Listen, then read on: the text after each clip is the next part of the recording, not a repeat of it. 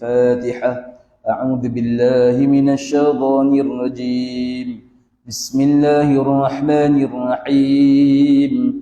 الحمد لله رب العالمين الرحمن الرحيم مالك يوم الدين إياك نعبد وإياك نستعين اهدنا الصراط المستقيم صراط الذين أنعمت عليهم غير المغضوب عليهم ولا الضالين.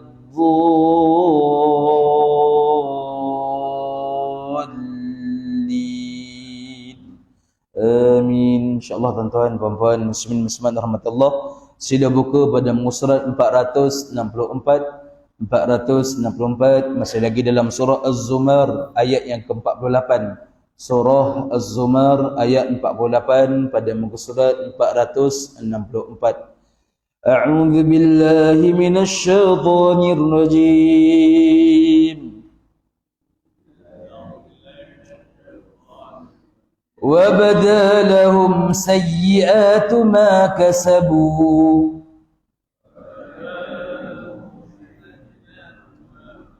وحاق بهم ما كانوا به يستهزئون.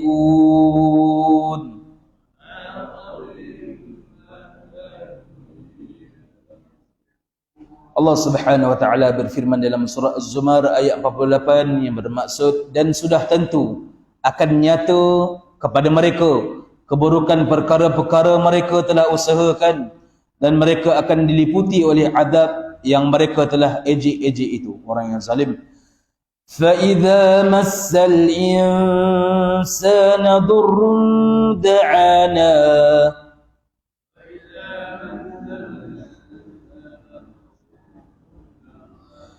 ثُمَّ إِذَا خَوَّلْنَاهُ نِعْمَةً مِنَّا قَالَ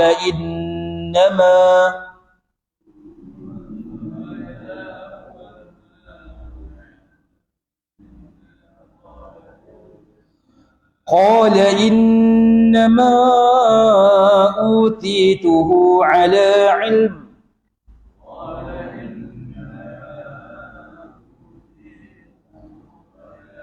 بل هي فتنة ولكن أكثرهم لا يعلمون.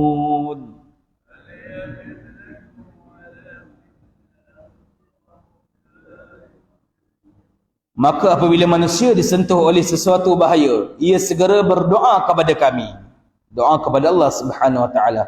Kemudian apabila kami memberikannya sesuatu nikmat sebagai kurniaan daripada kami, berkatalah ia dengan sombongnya, aku diberikan nikmat ini hanyalah disebabkan pengetahuan dan kepandaianku, kepandaian yang ada padaku. Tidaklah benar apa yang dikatakannya itu. Bahkan pemberian nikmat yang tersebut adalah ujian, adakah ia bersyukur ataupun sebaliknya. Akan tetapi kebanyakan mereka tidak mengetahui hakikat sebenar itu. Qad qalaha alladhina min qablihim fama aghna anhum ma kanu yaksibun.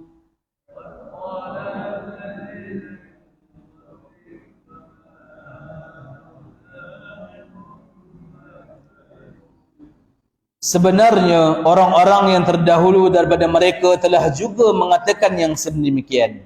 Maka segala yang mereka usahakan itu tidak dapat menyelamatkan mereka daripada azab Allah Subhanahu wa taala. Fa asabahum sayyi'atu ma kasabu والذين ظلموا من هؤلاء سيصيبهم سيئات ما كسبوا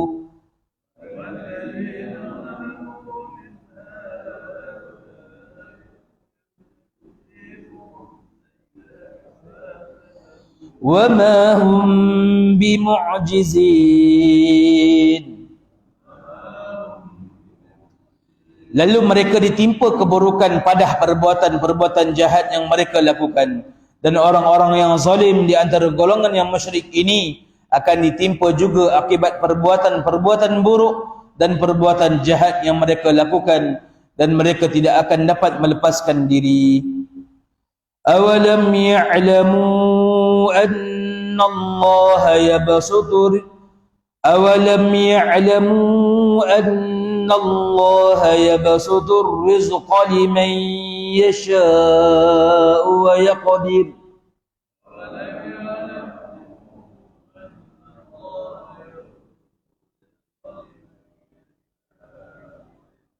Inna fi dhalika laayatin liqaumin yu'minun.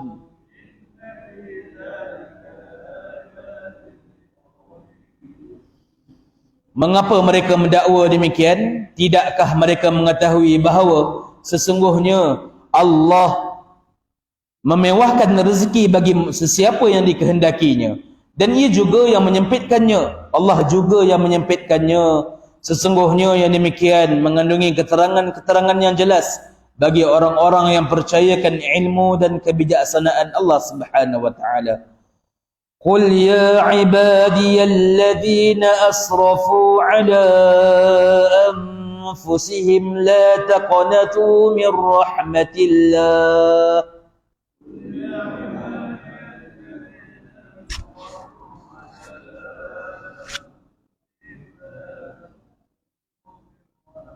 Inna Allah yaghfiru dhunuba jami'a innahu huwal ghafurur rahim. Katakanlah wahai Muhammad sallallahu alaihi wasallam, wahai hamba-hambaku yang telah melampaui batas terhadap diri mereka sendiri dengan perbuatan-perbuatan maksiat, janganlah kamu berputus asa daripada rahmat Allah Subhanahu wa taala, kerana sesungguhnya Allah mengampunkan segala dosa. Sesungguhnya dialah jua yang maha pengampun lagi maha mengasihani. Wa anibu ila rabbikum wa aslimu lahu min qabl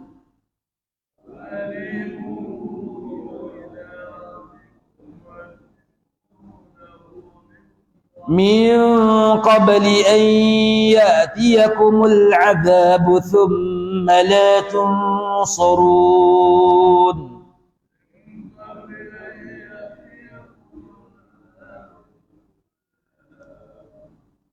Dan kembalilah kamu kepada Tuhan kamu dengan bertaubat serta berserah bulat-bulat kepadanya sebelum kamu didatangi azab, kerana sesudah itu kamu tidak akan diberikan pertolongan.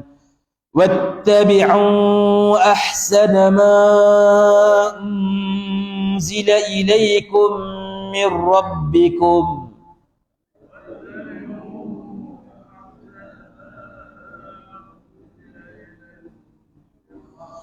min qabli an ya'tiyakumul 'adzabu baghtatan wa antum la tash'urun.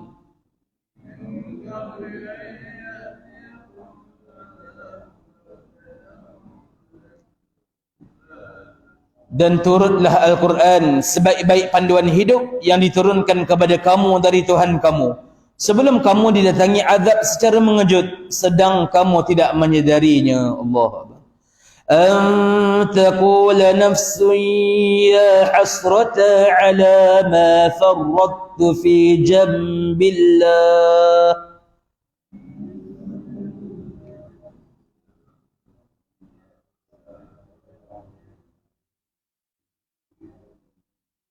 wa in kuntu laminas sakhirin. Diperintahkan demikian supaya jangan seseorang menyesal dengan berkata, sungguh besar sesal dan kecewaku kerana aku telah mencuaikan kewajipan-kewajipan terhadap Allah Subhanahu wa taala, serta aku telah menjadi dari orang-orang yang sungguh memperolok-olokkan agama Allah dan penganut-penganutnya. Wallahu alam. Baik, sama-sama kita dengarkan tafsiran yang akan disampaikan oleh Fadil Ustaz Datuk Seri Tuan Ibrahim bin Tuan Man, insya-Allah. Tafadhal mashkura.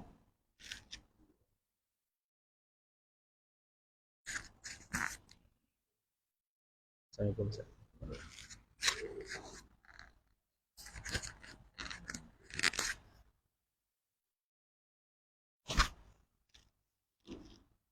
Bismillahirrahmanirrahim. Assalamualaikum warahmatullahi wabarakatuh. Waalaikumsalam. Jemaah sekalian, ayat yang kita ambil pagi ini sambungan daripada yang kita baca pagi semalam, di mana Allah Subhanahu wa taala menyatakan tentang keburukan-keburukan mereka yang syirik pada Allah dan mereka yang durhaka pada Allah. Dan di antara yang dinyatakan oleh Allah Subhanahu wa taala ialah tentang ayat yang 48 ni, Wabadalahum sayyi'atu ma kasabu, dan sudah tentu apa-apa keburukan yang mereka lakukan itu, yang mereka buat di waktu mereka hidup dunia dengan apa yang mereka usahakan itu, nanti di hari akhirat wahaqa bihim ma kanu yastahzi'un, dan mereka akan diliputi dengan azab dan apa yang mereka ejek-ejekkan. Atas dunia dulu, waktu hidup puak-puak musyriki Mekah sebagai contoh, ataupun sampai bila zaman yang sekalipun, mereka menghina Allah dan Rasul, mengejek-ngejek Nabi SAW, mempersenda-sendakan Nabi. Nanti apa yang mereka buat tu Allah timpakan balik pada mereka di akhirat. Bahkan kadang-kadang ada orang yang buli di akhirat besok, Allah Ta'ala balas tindakan dia membuli dan mengejek, menghina orang yang beriman dengan Allah SWT. Dan Faiza masal insan durun da'ana rabbahu, dan di antara sifat yang Allah Ta'ala nyatakan pada ayat 49, manusia ni kata Allah bila ditimpa suatu musibah, bila kena sesuatu benda yang bahaya, dia lalu da'ana, lalu mereka segera minta doa pada Allah. Bila sakit je, minta doa, merayu pada Allah, buat sembahyang hajat. Kalau kita kena dulu bila kena COVID, minta pakat sembahyang hajat, minta doa pada Allah Ta'ala. Orang tak pernah sebut Allah pun sebut Allah. Bila timpa musibah, lalu mereka akan segera minta doa pada Allah, merayu pada Allah, minta tolong kawan-kawan buat sembahyang hajat, hantar mesej lagi, gambar lagi. Pasal apa? Kerana pada waktu itu dia rasa tidak ada yang boleh tolong dia melainkan Allah. Tetapi wa iza khawalnahu ni'matan minna qala innama utituhu ala ilmin. Tetapi bila dia pulih, bila dia sembuh daripada itu, dia kata kesembuhan dia, bebas daripada wabak bencana tu daripada ilmu dia, kepakaran dia yang dia ada. Makan obat ke, pakai macam-macam alat dia guna. Lalu dia rasa bahawa dia berjaya mengatasi musibah itu disebabkan kepakaran dia, ilmu yang ada pada dia, kebijaksanaan dia. Tak ada dah Allah, tak bunyi Allah dah. Waktu sakit je Allah ni. Bila sembuh je, ni kita dah jumpa obat ni, kita dah jumpa kepakaran ni, kita dah guna alat ni. Tak ada Tuhan dah. Tak langsung. Seolahnya obat itulah yang menyembuhkan. Obat ni ikhtiar je. Kalau obat tu yang menyembuh, itu siapa yang makan obat sembuh semua. Tapi kenapa ada orang makan obat tak sembuh? Kenapa ada orang makan obat sembuh? Mereka bahawa obat ni hanya alat, tapi penyembuh sebenar Allah. Tapi kalau obat ni penyembuh, semua orang makan, sembuhlah ke? Tapi kenapa ada orang makan sembuh, ada orang makan tak sembuh? Umpama kecil manis ke, sebagai sakit jantung, macam-macam penyakit. Ada orang makan okey, ada orang makan tak okey. Menunjukkan balik kita bahawa di sebalik itu ada kuasa yang besar, iaitu Allah. Maka dia rasa itu atas kehebatan dia. Bal hiya fitnatun. Allah kata sebenarnya ini Allah saja nak uji manusia je. Allah, fitnah ni ujian Allah. Musibah ni Allah nak uji supaya manusia rasa dekat dengan Tuhan. Kita ni kalau Tuhan bagi nikmat buat maksiat pun, Tuhan bagi rezeki, durhaka pun Tuhan bagi macam mewah hidup, akhir kita leka. Bila kena sakit dia, bila mari musibah, barulah kita ingat pada Allah Ta'ala. Barulah teringat pada Allah. Kawan-kawan hilang, doktor pun kata saya tak boleh nak bantu dah. Doktor beritahu keluarga buat balik rumah lah, di segi perubatan. Habis dah ikhtiar. Jadi nak tunjuk kata Allah bahawa apa yang menimpa kamu tu merupakan satu ujian daripada Allah Subhanahu wa taala. Walakin aksarun nasi la ya'lamun. Akan tapi sebahagian besar manusia tak sedar. Dia tak sedar tu ujian Allah. Dia tak sedar bahawa Allah timpa tu kerana dosa kita buat, kerana kesilapan yang dulu, kerana Allah nak angkat darjat kita. Sebab tu kadang-kadang kita tengok orang yang hebat-hebat pun amalan soleh dia. Amalan soleh lah. Kadang-kadang kita fikir dengan hidup dia tak pernah buat maksiat pada Allah, tak pernah durhaka pada Allah secara zahir. Tapi dekat nak mati dia, kadang-kadang kita tengok teruk dia, macam-macam sakit. Hatta Nabi SAW, Nabi dekat nak wafat ni kan, sampai nak masuk tangan dalam air, Allahumma rafiqul ala, Allahumma rafiqul ala. Ya Allah, cukuplah aku berkawan dengan maghfir. Aku nak berkawan dengan langit, dengan para malaikat Allah SWT. Itu kata-kata Nabi SAW. Ulama-ulama bahas, kenapa Nabi waktu nak wafat, Nabi sakit. Ya, sakit teruk. Ya, sakit berapa hari sampai pensan-pensan. Ya, kata para ulama bahawa ini sebagai pengajaran kepada orang awam orang lain. Kalau Nabi pun Allah tipu, jangan kita rasa senang. Kata Aisyah radhiyallahu anha, kalau ada orang mari beritahu aku, ada orang mati mudah, aku tak percaya. Aku tak percaya. Mungkin mudah tu pada mata kita yang zahir. Tapi hakikat si sakit ni, waktu menahan tu, Allah saja yang tahu. Mata kita tengok, oh senangnya mati. Ya, tu senang. Pada kita. Tapi pada dia, wallahu a'lam.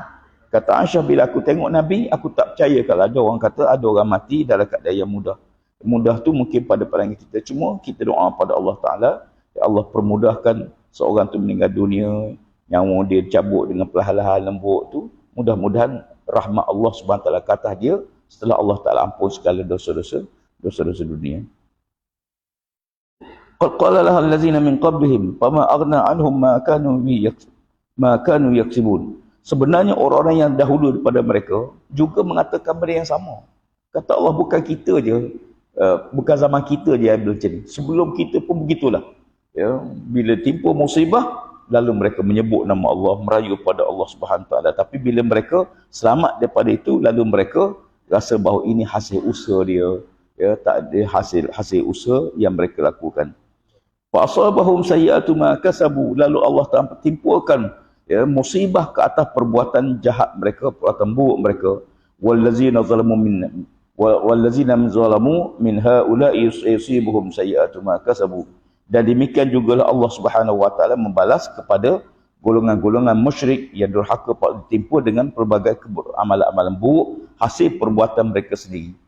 Jadi kalau kita dapat kebaikan atau keburukan, dia ada dua. Orang mukmin ni Allah Ta'ala bagi nikmat atas dunia bukan balasan atas amalan kita. Bukan. Kita pun tak nak Allah balas perbuatan kita, balas dunia. Ya. Tapi Allah Ta'ala bagi nikmat kesenangan kerana kita taat tu kerana rahmat Allah Ta'ala. Adapun balasan akhirat.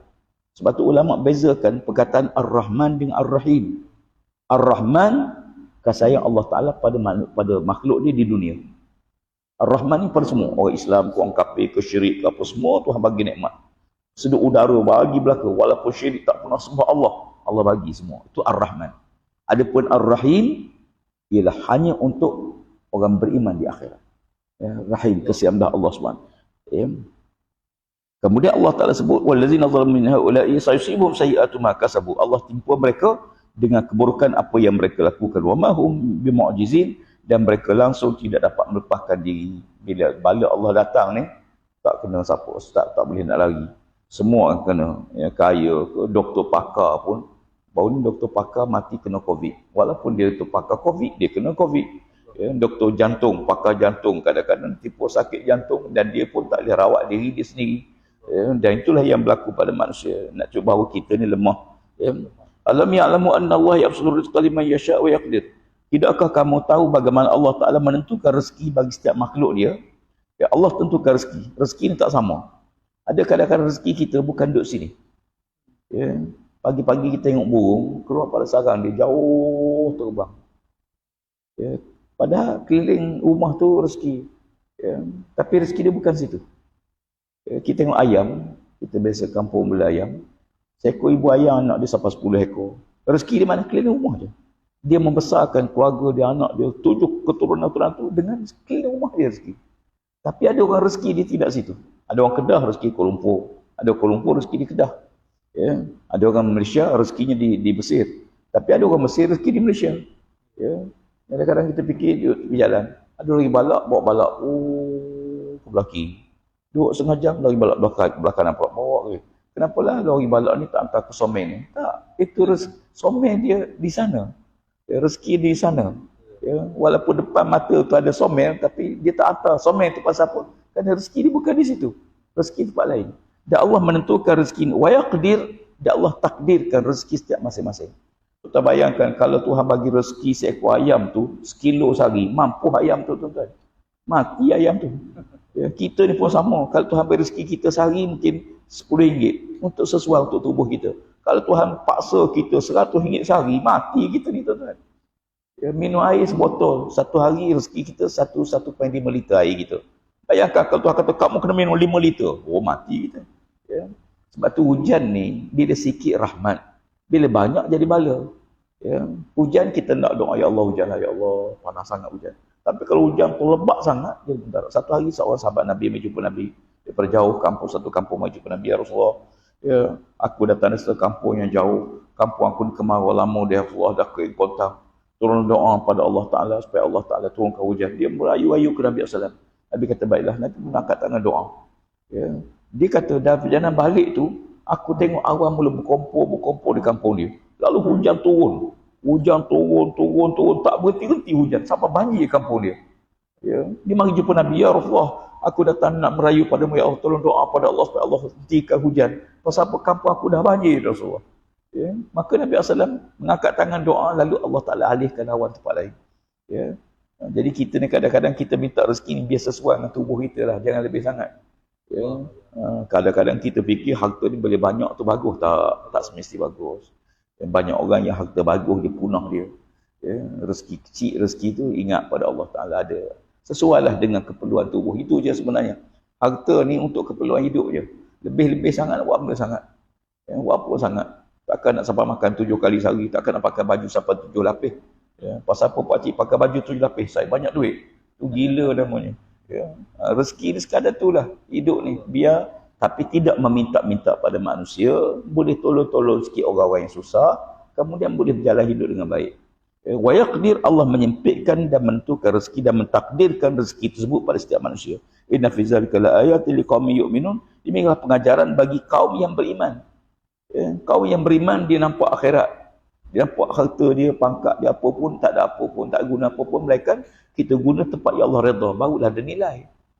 Duit ni, harta ke pangkat ke, kalau kita boleh guna tempat yang betul, barulah kita rasa Allah, rasa puas hati. Puas hati pasal apa? Dengan kuasa kita yang ada, kita guna tempat yang Allah redha. Tapi kalau kita ada kuasa, dengan kuasa tu kita terpaksa buat maksiat pada Allah, luluh benda-benda yang bercanggah dengan syarak, kita rasa Allah, beban jawatan ni jadi beban di akhirat. Ya, jadi oleh kerana itu Allah Ta'ala, ya, kita mohon kepada Allah Ta'ala menentukan kebaikan dengan apa yang Allah takdirkan kepada kita. Qul ya ibadallazina asrafu ala anfusihim la taqnatu min rahmatillah. Ya, ini satu pengajaran penting. Allah Ta'ala sebut, wahai hamba-Ku, ya, yang melampaui batas. Kita ni kadang-kadang kita langgar perintah Allah, dosa pada Allah, durhaka pada Allah. Ini disebut asrafu ala anfusihim. Mereka yang terlanjur, ya, diri dia hingga melakukan dosa pada Allah. Apa kata Allah Ta'ala? La taqnatu min rahmatillah. Jangan kamu putus asa dengan rahmat Allah. Jangan putus asa. Tak ada dah ustaz, saya ni ada seorang mari, ya Rasulullah, aku ni tak ada dia, ya Rasulullah, ya, masuk neraka dah, aku ni tak mampu. Dia kata jangan putus asa dengan rahmat Allah Subhanahu Taala. Ya, ada sahabat-sahabat yang kadang-kadang dia rasa banyak sangat dosa. Ya, dia banyak sangat dosa zaman dulu, dia pernah bunuh orang, dia pernah berzina, dia pernah minum arak, ya sebagainya. Allah Ta'ala sebut, la taqnatu min rahmat. Jangan kamu putus asa dengan rahmat Allah Subhanahu Wa Taala. Innallaha yaghfiruz dzunuba jami'a. Karena Allah bersedia mengampunkan dosa kamu semua sekali. Semua dosa, kecuali dosa yang Allah tak ampun satu, dia syirik je. Ada pun dosa lain, na'udzubillah, dosa minum arak, ke dosa berzina, ke dosa tak semayang, ke dosa apa-apa sebagainya. Allah sedia mengampunkan dosa tersebut dengan syarat kita mohon keampunan kepada Allah. Innahu huwal ghafurur rahim. Karena Allah Ta'ala Maha Pengampun. Jangan putus asa. Ya, dosa banyak mana pun, silap banyak mana zaman muda, saya dulu tak pernah semayang ustaz. Sejak muda sampai 40 tahun tak pernah semayang. Sekalipun dosa banyak mana pun, jangan putus asa dengan rahmat Allah Subhanahu Wa Taala. Ya, kita dah tua, dah muda-muda tak pernah mari masjid. Tua-tua ni marilah masjid. Dulu ya Allah tak ada masa, sesibuknya tak sempat baca Quran. Sekarang dah pencen, bacalah Quran. Ya, yang dah lepas tu tak buat apa dah. Ya, jangan menyesal tapi tak buat apa-apa. Ya, saya menyesal dulu tak semayang, sekarang pun tak semayang lagi. Ya, jadi tak guna kalau kita menyesal lalu kita tidak baiki. Maka kena islah, kena baiki. Kenapa? Kerana innahu al-ghafur. Dia Allah Maha Pengampun dan Maha Pengasihan. Wa anibu ila rabbikum wa aslimu lahu min qabli an takumul azab summa la tunsarun. Kata wa anibu ila rabbikum, maka kembalilah kamu pada Tuhan kamu. Baliklah pada Allah Taala. Dah sesat jauh dah pergi jauh dah. Waktu muda dah tak tahu apa-apa, macam-macam buat dah. Sekarang baliklah pada Allah Taala. Ya, kadang-kadang ada orang muda, ya, sikit je kesalahan dia buat, dia mesti terus balik pada Allah Taala. Jadi orang yang pemuda yang soleh, pemuda bertakwa pada Allah, alhamdulillah. Wa aslimu lahu, dan serahlah diri kamu pada Allah. Kata Allah, serahlah balik pada Allah Taala. Macam polis lah. Ya, orang ni dah hisap dadah, dah terlanjur teruk. Ya, kita kata baliklah semula pangkal jalan, dan wa aslimu, perbetulkan. Jangan balik semula kepada maksiat tu. Ya, dah taubat satu bab. Ya, jangan kita ingat taubat ni habis masalah dah. Taubat ni hanya bersih. Lepas bersih tu kena isi pengasih, kena semayang, kena puasa, kena beribadah. Ya.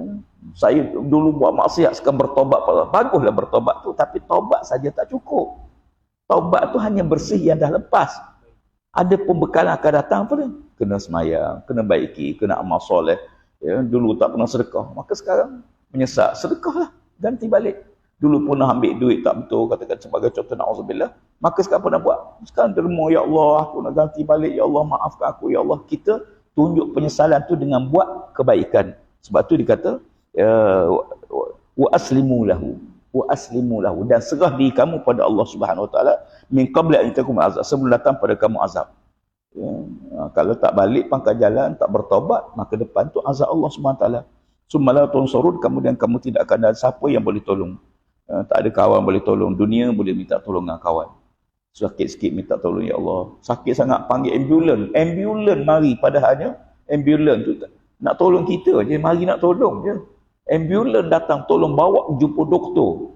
Ya, masya-Allah, hatta dunia. Ya, Allah kata adapun akhirat bila kita datang azab tak ada siapa yang boleh tolong. Wa tabi'u asal ma unzila ilaikum min rabbikum min qabli an yatikumul azab baghtatan wa antum la tash'urun. Sama juga, hampir sama dengan ayat tersebut. Ya, Allah Taala sebut, maka ikutlah ya, kebaikan apa yang Allah Taala turunkan. Ikutlah Quran, jadilah orang Islam betul. Orang Islam yang semayang, balik semula pangkal jalan, dan betulkan dengan Islam. Jangan betulkan dengan kawan-kawan. Kawan-kawan ni tak begitu juga. Ada orang kadang dia dulu jahat, kemudian jadi baik. Tapi baik dia tu tidak balik pada Islam. Dia baiklah, dulu mencuri, sekarang saya tak mencuri dah Ustaz. Ya, saya tak mencuri. Tak mencuri itu bukan baik. Tak mencuri itu hanya dia betul. Macam sekarang ni, ada orang kadang bangga tidak rasuah. Negara bangga tak ada rasuah. Bagi saya, tak rasuah tu bau epa je baru. Memang sepatut tak boleh rasuah. Memang sepatut tak boleh salah guna kuasa. Saya tak guna kuasa. Jadi, kalau dia sekarang itu tak cukup. Sebab tu Islam kata, kamu kena sedekah. Duit kita ni kita kena bagi lagi. Baru baik. Baru boleh tu baik. Kalau sekadar tak rasuah, itu bukan baik. Semua orang Islam tak boleh rasuah. Yang baik macam mana? Dia sedekah lagi duit dia. Duit dia tu dibagi lagi pada orang lain. Dia derma lagi. Barulah orang baik. Ya, jadi demikian, ya, sebelum datang pada kamu azab baghtatan, na'udzubillah. Baghtatan, mengejut. Ya, tengah-tengah sehat, tiba-tiba mari stroke, na'udzubillah. Ya, mari stroke, dia tak boleh apa-apa. Satu hari Nabi tegur, Nabi tanya sahabat, dia duduk relax. Nabi tanya, kamu ni tunggu apa? Ya, tunggu sakit, atau tunggu mari masa sibuk, atau tunggu mati mengejut? Ya, kadang-kadang mati mengejut ni kita dah fikir, tak apalah, kejap lagi lah bertobat, kejap lagi nak semayang, kejap lagi nak pergi masjid. Ya, tak. Waktu itu. Ya, segera. Ya. Sebelum datang, azab secara mengejut. Wa antum la tash'urun, kamu tak rasa pun, tak menyedari pun, azab tu nak datang pada kamu. Memang tak sedar. Na'udzubillah, kawan saya baru ni kena stroke. Pagi tu elok-elok je. Ya. Tak sangka langsung dengan dia joggingnya, dia orang aktif. Ya. Orang aktif. Kita fikir orang aktif ni sepatutnya taklah kena stroke. Tak. Ya. Doktor tanya, pakcik ada kecil manis? Ada darah tinggi? Tak ada. Hari nak kena tu darah tinggi naik. Ya. Jadi baghtatan, mengejut. Ya, tiba-tiba saja. Antakun nafsun ya hasrat. Ya, demikianlah kata Allah Subhanahu Wa Taala, supaya jangan seorang di antara kamu menyesal dengan berkata apa dia? Sesungguhnya besar sesal dan kecewa aku Kerana ini penyesalan di akhirat yang tak boleh buat apa-apa. Ya hasrata ala ma farrat fi jambillah wa in kuntu laminal sakhirin. Dan mereka mengatakan sesungguhnya kecewalah aku kerana aku telah pun mencuakan tanggungjawab aku kepada Allah Subhanahu wa taala, dan mencuai kepada apa yang diperintah oleh Allah Subhanahu wa taala. Dan dulu wa in kuntu laminas sakhirin, dulu waktu aku hidup dunia aku perli, aku ejek, aku awak semayang tonggak-tonggik pun bukan dapat apa-apa. Kadang-kadang perkataan macam tu kan. Ada orang kata awak enjoy lah dulu masa muda ni, tua-tua so kita bertobat lah. Ini kata-kata tersebut yang banyak kita dengar. Apa pun mudah-mudahan Allah Ta'ala ampun dosa-dosa kita, merahmati kita dan menjadi kebaikan dalam hidup kita insya-Allah. Wallahu a'lam. Assalamualaikum warahmatullahi wabarakatuh. Waalaikumsalam.